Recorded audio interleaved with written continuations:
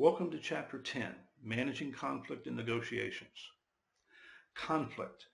Just the mention of the word brings negative visions into many of our heads. You don't often hear someone say, I know what let's do. Let's go get into some conflict. We'll all yell and scream and call each other names and fight and argue. It'll be great fun. Well, that's the initial image that the word conflict brings to our brain, yelling and fighting and screaming. The term conflict has a really hard edge to it. It certainly doesn't bring images of flowers and birds and green fields and happy smiling faces. But conflict is a good thing, and conflict is a growth thing, and conflict is a success thing. In this lecture, I'll briefly discuss the relationship between communications from the last chapter and conflict. Like with communications, we are immersed and inundated with conflict. And poorly managed conflict has a high cost for organizations and for individuals. I'll expand a bit on the text discussion of in-group thinking, and I'll give a few examples of how conflict can be resolved between individuals and groups. Throughout the discussion, I will implore you to not avoid conflict, but to address it assertively and to manage conflict. When you avoid conflict, it doesn't go away. It may go underground, only to resurface later, and then it will likely be stronger and more difficult to deal with and more destructive to individuals and organizations. I couldn't believe that the text quotes Donald Trump. Perfect timing, don't you think? Well, the Donald says, quote, in life you have fighters and non-fighters. You have winners and losers. I'm both a fighter and a winner, end quote. Sounds like Mr. Trump, doesn't it? But you know, there is some truth into what he says. I would add one thing. You choose to be a fighter and a winner. To address conflict, you must choose to be a fighter. In other words, you must choose to address the conflict, not necessarily aggressively or mean, but directly. If you choose to avoid the conflict, you will be the loser. You will choose to be a loser. You will lose because others will set the agenda, the direction, and the future for you. You lose or choose to give up your freedom to control your own destiny. You may choose to give up some of your freedoms by obliging or compromising or integrating, and that's okay. That's fine because it's a conscious participative decision. But if you avoid, you give others the power over you. So managing conflict is first about addressing it and using the tools described in the text to bring conflict that has the potential to be dysfunctional to a functional conclusion. I assert that we as a society love conflict. We particularly love other people's conflicts. We can't wait for football season to arrive so that we can watch the conflict rage on the field. There are magazines and tabloids dedicated to other people's conflict and the negative impacts. TV shows, movies, novels all relate stories of conflict and its successful or unsuccessful resolution. But you have to look pretty hard to find stories of how functional conflict helped individuals, groups, and teams and organizations. I guess it's just more fun and interesting to talk about destruction than building, but many organizations have been built on a strong foundation of managing functional conflict. And many more will be built in the future. The bottom line, all conflict is not bad. Recognize the conflict and diagnose it as functional or dysfunctional and then manage it. Don't avoid it. Seek conflict for the solutions it will create. Seek conflict for the new ideas it will generate. Seek conflict for the health of the organization. Now, one last thought. Remember, too much conflict, just like too much of any good thing, is not good. So when your spouse or significant other comes to you and asks if a particular piece of clothing makes them look overweight, don't say absolutely. That conflict you don't need. Say what needs to be said to avoid that conflict. You know, conflict is a good thing, but nobody said anything about being stupid. Welcome to Chapter 10, Managing Conflict and Negotiations. The last chapter was about communication, and it is fitting that that was covered before conflict. Much of the conflict we experience today, not all, but much, is probably caused by communication or lack of communication. Remember last week when I stated, in some ways, communication is much easier today than ever before, but carries a higher level of danger today than in past ages. Communication errors are more prevalent today and costly. Misunderstandings are more prevalent and widespread. Communication has always been a mix of what message you send and those that you don't send. Today, there are many communications that are sent that shouldn't be sent, with great consequences. How many examples can you think of where communications have sparked controversy or conflict? You can probably also think of many examples where communication has prevented or resolved conflict, either from what was said or what was not said. Guys, try not saying happy birthday or happy anniversary on the appropriate day and experience that conflict. On the other hand, say happy birthday or happy anniversary on the appropriate day and, of course, couple it with a card, flowers, or jewelry, and the conflict is defeated. Another of the themes from last chapter was that communication is all around us. Same with conflict. We may not want to admit it, but we are conflicted every day. We are conflicted by other people, our jobs, school, etc. We are inundated with conflict. I'm a news junkie, and I'm conflicted every day by the news. I'm one of those people who yells at the television, much to my wife's dismay. Conflict surrounds us, and that is both a good and a bad thing. Conflict is good in that it challenges us, and conflict is bad in that at times we are overwhelmed with its proclivity and its intensity. But overall, I'm a fan of conflict, and to a certain extent, so are many of you. Why would anyone be a fan of conflict? Well, one reason, and I don't recall seeing this discussion in the chapter, is that how conflict is perceived and managed is culturally based. We in America are a conflict-based society. We love conflict. We solve problems through conflict. We love sports, which is immersed in conflict. We love haggling over price just to attend any yard sale or flea market. Conflict is our way of getting things done. However, not all cultures are like that. Some Oriental cultures, for example, are less prone to conflict. Some cultures have well-developed caste systems or class systems designed to minimize disagreements and arguments. I'm not saying that's right, it is just the way those cultures are established. When immersed in our culture of conflict, folks from the non-conflict cultures are uncomfortable just as we would be uncomfortable in their culture. Therefore, I suspect I am a conflict fan because I was raised that way. And speaking broadly about culture, we should acknowledge that conflict, directly or indirectly, costs individuals and organizations enormous amounts of money in our culture. Conflict is the root of much of the stress we experience, and therefore conflict contributes to health problems in a big way. Conflict may cause unproductivity, turnover, accidents, and other consequences for organizations and ultimately the individuals that make up organizations. Conflict is important. Now, the text discusses how people sometimes avoid conflict and also discusses the reason for that avoidance and how to overcome it. That's good stuff. You should read it, particularly if you're one of those people who avoids conflict. But I, for one, am not an avoider of conflict. I think conflict is necessary, useful, and since it is ever present, must be addressed when it arises. I actually wish we had a little more disagreement and conflict in the discussion forum than we do now. That said, I have found that conflict rarely goes away or gets better when left unaddressed.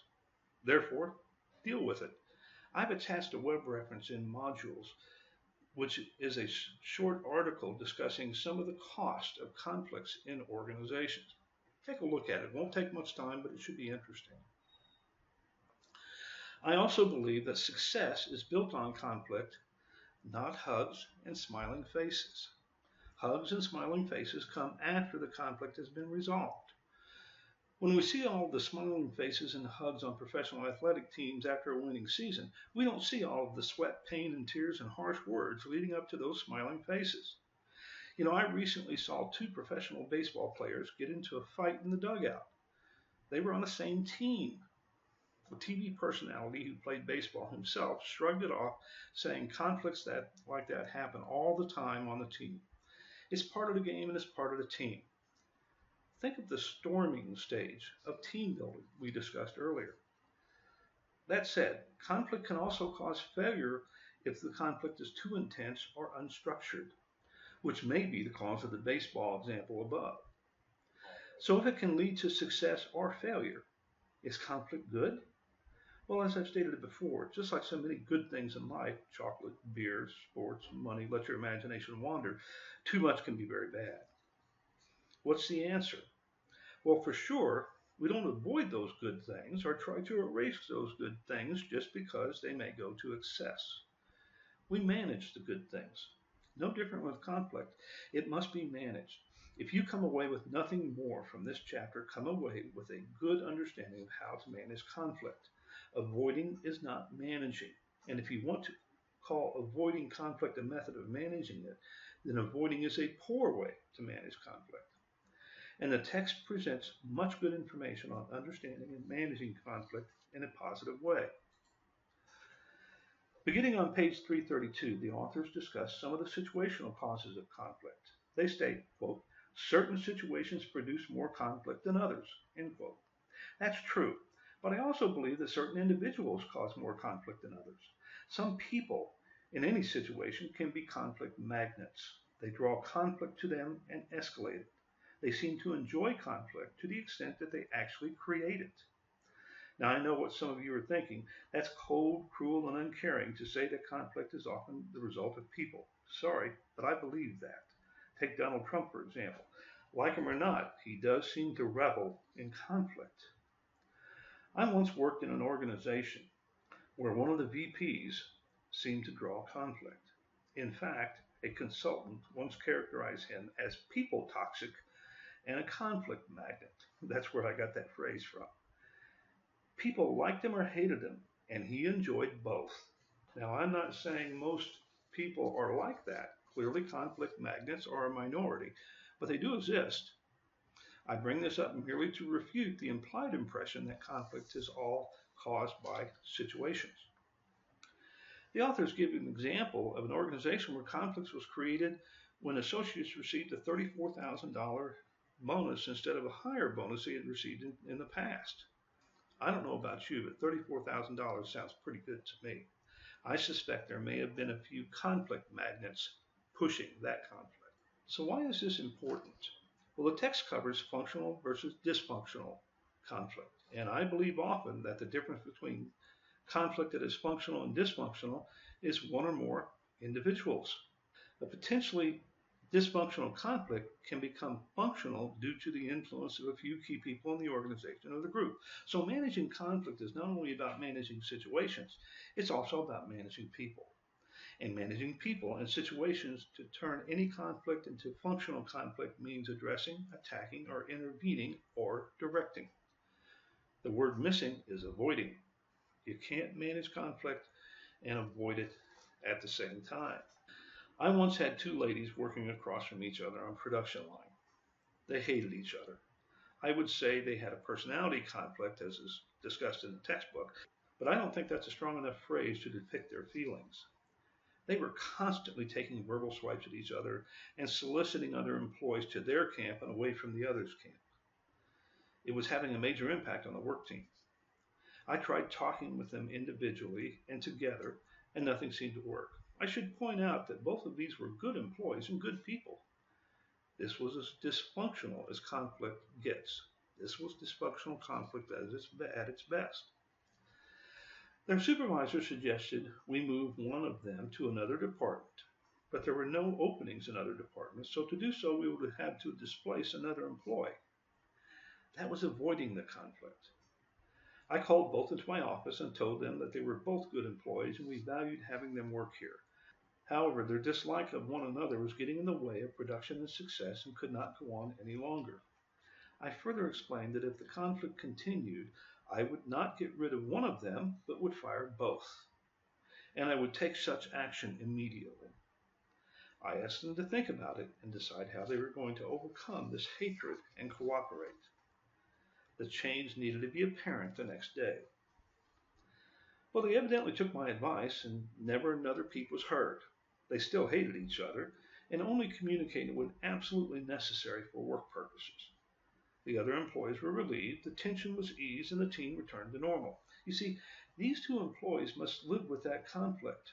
They have to live with their personality conflict because they can't or won't change it. However, the rest of the employees don't have to live with that conflict, and neither does the organization. Moving them was avoiding the conflict. Hoping it would improve was avoiding the conflict. Addressing the issue directly and strongly turned dysfunctional conflict into neutral conflict. I want to expand briefly on another topic covered by the text. The authors speak of cohesiveness in the group. They define it as a, quote, we feeling that binds the group together, end quote. A certain level of cohesiveness is good for a team, but as I stated earlier, too much of anything can be very bad.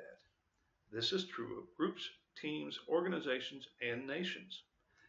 In-group thinking can turn to groupthink, and groupthink can have very bad consequences. Let's take nations, for example. Nazi Germany is an example of groupthink. The thoughts, ideas, and concepts espoused by the Nazi Party in Germany were abhorrent, but the whole nation adopted these concepts and thought as one. That's groupthink. Groupthink may prescribe that the product is good, no matter what the customers say. Groupthink may prescribe that the critics can't possibly be right because our company can do no wrong. Groupthink may espouse that the quality issues that are apparent should be overlooked and hidden. Think of some of the recent examples of that, such as GM and Volkswagen, etc. And that brings up another point about conflict in the organization. It takes place at all levels of the organization. Conflict is prevalent at the very top executive levels as well as in the bottom of the organization. Executives have personality conflicts, executives have dysfunctional conflict, and executives also engage in groupthink. And think for a moment about groupthink. Doesn't it have some of the same characteristics as stereotyping? I bring this up because I have seen groupthink and cohesiveness at work in organizations. Again, a little is fine, but too much is bad. The problem from a practical standpoint is that there is not one finite point where conflict becomes too much. It kind of sneaks up on you. One minute you're extolling the cohesiveness of the group, and the next minute the group is using that cohesiveness to degrade other groups or ostracize other people or other groups, or are ignoring faults and deficits of their group and blaming problems on others. One must be watchful of groupthink, lest the organization becomes so engrossed in patting themselves on the back that they ignore external criticisms and stop self-critiques and inch towards failure. Groupthink is a gradual process and one not easy to recognize, but it is best recognized by someone outside the group rather than the group member. Listen to external sources. Sometimes they have a much better perspective. One of the remedies for intergroup conflict is the contact hypothesis. The text defines it as, quote, the more members of a different group interact, the less intergroup conflict they will experience, end quote. Sounds reasonable, but the authors indicate that research has shown that this approach to be naive and limited. Mere exposure is not enough. The quality of the interaction is ultimately definitive and important. In my experience in building and maintaining teams, I have found that creating meaningful interactions is very beneficial, and it's a very beneficial tool for managing conflict between groups. You might say we are managing conflict before it occurs. When I worked for Nestle, we had several opportunities for employees on different teams to interact. We had work groups composed of members of different teams to solve problems, write company policies and procedures, and plan other interaction events and activities. Of course, we had baseball teams and bowling teams and basketball teams and special interest clubs and many more. But our most successful activities for interaction were events that helped benefit the community and other groups. Every year we conducted a 5K run to benefit the fall community celebration. At the end of the run, we conducted a pasta dinner for the public. All proceeds went to the Community Organization Fund and the Fall Festival, and the company provided the food as well and provided all the volunteers. Our employees volunteered to cook, wait tables, set up, and clean up. Every year it took well over 100 employee volunteers, and often we had to turn volunteers away. We gave cups and t-shirts and pins and other things with a Nestle logo to anyone who participated in the run or purchased a ticket for the dinner. Employees loved this activity. We also sponsored a spring 5K run and other activities that followed, and all were staffed by employee volunteers. Not only did our teams have the opportunity to interact in a setting other than the work setting, but they proudly wore the Nestle logo on their shirts and hats. People in the community saw our employees and the company in a very positive light, and our employees were able to experience positive cohesiveness. We conducted other events during the year and supported other charities, and all for a good cause. In addition, we sponsored many family events such as outings, picnics, plant tours, etc., so employees could see each other in a family setting instead of the same work settings of the normal work week. The video in modules depicts SAS and some of the many activities and events provided for and by employees. Keep in mind, that's a North Carolina company. Although the Nestle programs were not at the same level as those at SAS, the principle is the same. In the latter part of the chapter, the text delves into work-family conflict. Entire books have been written about this subject. It is, at least for me, an ever-present conflict. I have trouble disengaging myself from work for family activities. Try as I may, when I'm at work, there's some guilt for not being at home, and when I'm at home, there's some guilt for not being at work. I'm not schizophrenic. Well, maybe I am and maybe I'm not, but this conflict is something I have to manage constantly. It demonstrates that conflict may be ever present and something that can't truly be resolved or fixed. It is something that we must battle every day to reach the best solution possible, and there's probably no real solution, and all the programs enacted by the organization will not dissipate my conflict. It is an individual conflict fed by my own personality. Now that's a good example of a very important conflict principle not specifically outlined in the text. I believe conflict is never fully resolved in our lives. If we resolve one bit of conflict, there is always another waiting for our attention. I suppose if we had several $billion, owned and lived on our own island, and had no other human contact, we could be conflict free. No interaction with the outside world, no interaction with the outside environment. First of all, most of us will never have several billions of dollars, let alone our own island. But that last part, no outside human interaction and no interaction with the outside world and no interaction with the environment, I think I'll take the conflict. As I said in the introduction, the term conflict has a hard edge to it. It makes us think of fighting and arguing and being uncomfortable and other bad things, but actually conflict has many benefits for individuals and organizations. If everyone thought and acted like me, there would be no conflict. But boy, would we have a dull and screwed up world. Thank God for conflict. Don't try to erase it. Don't try to avoid it. Relish it and manage it. You and everyone around you will be better for the conflict if you and we all learn how to live with it, manage it, and let it direct our decisions to the right place. And speaking of decisions, that's our next topic. Think about how much does conflict have to do with our making of decisions. We'll talk about that next week.